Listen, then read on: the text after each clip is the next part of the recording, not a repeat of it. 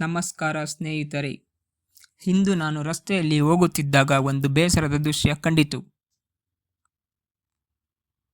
ನಾವು ಪ್ರತಿದಿನ ಸ್ವಚ್ಛ ಭಾರತ, ಸ್ವಚ್ಛ ನಗರ ಎಂದು ಮಾತಾಡುತ್ತೇವೆ. ಆದರೆ ಸ್ವಚ್ಛತೆ ಕೇವಲ ಸರ್ಕಾರದ ಜವಾಬ್ದಾರಿಯಲ್ಲ, ಅದು ನಮ್ಮ ಪ್ರತಿಯೊಬ್ಬ ನಾಗರಿಕನ ಜವಾಬ್ದಾರಿಯೂ ಆಗಿದೆ. ಒಬ್ಬ ವ್ಯಕ್ತಿ ರಸ್ತೆಗೆ ಕಸ ಎಸೆಯುವುದರಿಂದ ಅದು ಚಿಕ್ಕ ವಿಷಯ ಎಂದು ಅನಿಸಬಹುದು.